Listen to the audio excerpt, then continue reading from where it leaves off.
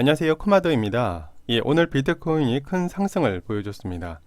하지만 시장의 반응은 냉랭한 것 같은데요.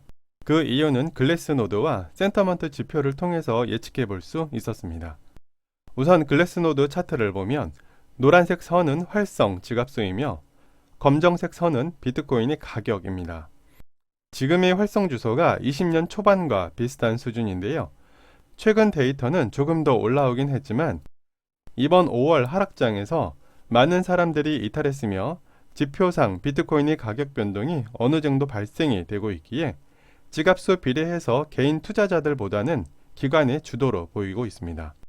그만큼 현재는 비트코인의 관심도가 낮다고 해석해 볼 수 있는데요. 그렇기에 힘겨운 크립토주를 붙잡고 있는 여러분과 저는 분명 좋은 기회를 잡을 수 있는 시간이 조만간 올 거라고 믿습니다. 이런 이유에서 매일 올라오는 크립토 시장의 반응을 잘 살피면서 시간이 되시면 차트 공부도 병행해 보시는 걸 추천드려 봅니다.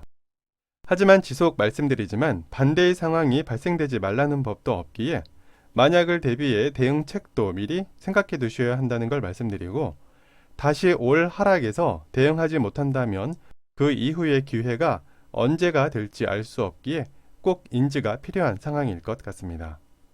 그리고 어제 비트코인 인피니티 데이였는데 알고 계셨나요?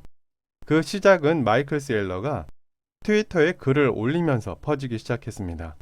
팔을 옆으로 돌려놓으면 무한대 기호이고 20일은 2100만 개의 수량을 의미한다고 해서 2100만 개의 비트코인은 무한대의 가치를 지닌다는 의미입니다. 앞으로 비트코인이 많은 사람들에게 알려지고 소유하고 싶은 욕망이 많아질수록 의미 있는 날이 되지 않겠나 생각하며, 그래서인지 어제 비트코인은 49,300달러까지 올라가면서 5.79%의 큰 상승을 보여주기도 했습니다. 그럼 어제 있었던 소식을 전해드리겠습니다. 어제 에이다의 찰스 호스킨스가 자신의 불편한 심정을 드러냈는데요. 요즘 이더리움 소각 시스템으로 인해 많은 사람들이 긍정 반응을 보이면서 에이다 코인도 발행 수량이 많다고 소각 시스템 도입하자는 의견을 받은 듯합니다. 그래서 찰스 호스킨스가 개발자들에게 소각 증명 앱 제작 챌린지를 제안했다고 하는데요. 이렇게 되면 정말 에이다가 날아갈 것 같습니다. 그런데 에이다 코인이 유통량이 많다고 하는 사람들에게 그 앱 주소를 보내면서 먼저 소각하라고 제안하겠다고 하는 내용이었습니다. 그러면서 자신은 알론조 업데이트로 인해 개발을 못할 것 같다고 하며 가장 훌륭한 앱을 만든 개발자에게 NFT 장난감을 제공하겠다고 말했습니다. 찰스 호스킨스는 정말 자신의 신념을 중요하게 생각하는 사람인데요. 직원들에게도 철학 사상의 중요성을 지속 인지시키고 있다고 합니다. 현재 에이다는 알론조 블루와 화이트 업데이트를 정상적으로 완료했고, 마지막 단계인 알론조 퍼플은 테스트넷을 진행 중에 있습니다. 현재 단계는 새 코드를 시스템과 통합할 수 있도록 거래소 및 지갑 제공업체와 같은 3자 파트너를 온보드하는 작업이 진행이 되는데요. 아마도 이러한 진행은 가격 반영에 지속적인 추세를 이어갈 것으로 분석가들이 전망하고 있었습니다. 그리고 트위터상에서 가장 많이 언급된 코인을 조사했었는데요. 1위가 비트코인, 2위는 리얼코인, 3위가 솔라나가 차지를 했습니다. 그 아래로 이더리움, 에이다, 도지가 올라와 있었는데요. 여기에서 리얼코인은 애플리케이션을 구축할 수 있는 서비스를 제공하며 현재 바이낸스에서 거래율이 상위권에 위치한 코인이면서 많은 곳에서 이 리얼 프로토콜을 사용하고 있었습니다. 그리고 업비트가 6월 중순쯤에 유의 지정 종목을 발표했었는데요. 이제 슬슬 새로운 유의 종목 지정을 알려주는 주기가 다가오고 있습니다. 그래서 그 일자를 확인해 봤는데요. 표에서 보이는 날짜를 계산하니 평균 62일 주기로 유의 지정이 진행되고 있었습니다.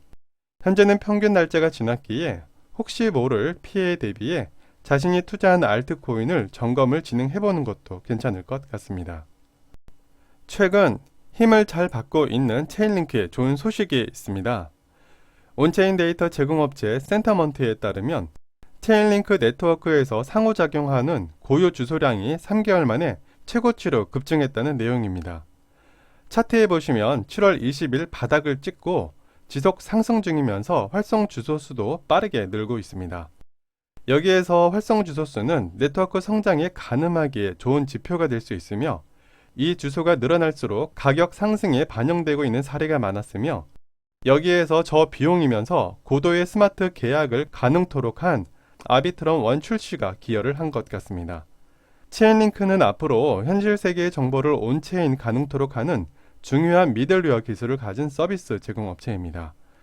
현재 구글도 체인링크의 기술을 사용하고 있으며 이더리움의 비탈릭 부테린도 스마트 계약에서는 체인링크의 기술이 필요하다는 걸 인정한 상태입니다. 저도 이 체인링크에 대해 예전에 공부하면서 앞으로 꼭 필요한 기술이라 생각이 들었는데요.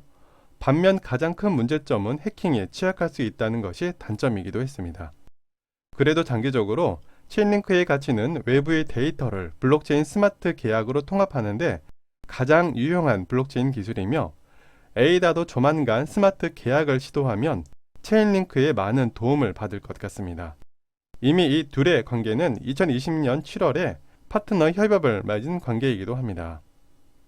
그리고 비트코인을 국가화폐로 채택한 엘살바도르가 9월 7일 비트코인법을 시행한다고 내셔널 리뷰가 전했습니다. IMF와 세계은행은 비트코인을 국가화폐로 정하는 것이 상당히 위험률이 크다고 하면서 경고하고 있었는데요. 부켈레 대통령은 자신이 주장한 대로 법 개정 후 감행하고 있습니다. 이러한 과정에서 야당은 소송을 제기하는 일까지 벌어졌는데요. 아랑곳하지 않고 중단할 의사가 없다고 밝히기도 했습니다. 그 이유는 비트코인은 가짜가 아닌 진짜이며 엘살바도르의 70% 이상이 은행 시스템을 이용하지 못한다고 하면서 은행의 위기를 해결해 줄 수 있는 중요한 수단이 될 것이라고 말하고 있었습니다. 여러분은 비트코인을 국가 통화로 채택한다는 것에 어떤 생각을 가지고 계신가요? 전 개인적으로 엘살바도르와 같은 조건에 처한다면 소송이 아니라 대통령 탄핵이 일어나지 않을까 생각합니다. 화폐로서 변동이 너무 크기 때문입니다. 하루가 다르게 가치가 올라가거나 내려간다면 소비가 위축되어 제조와 생산, 판매가 급증해 디플레이션이 가능해질 수 있지 않을까 생각이 됩니다. 그 결과는 엘살바도르가 보여줄 것 같으며 비트코인의 투자자에게 있어서 정말 중요한 사안이 되지 않을까 생각이 됩니다. 오늘은 몇 가지 내용만 간단하게 다뤄봤습니다. 해당 내용은 투자 권유가 아닌 참고 영상으로만 봐주시길 바랍니다. 오늘도 시청해주셔서 감사합니다.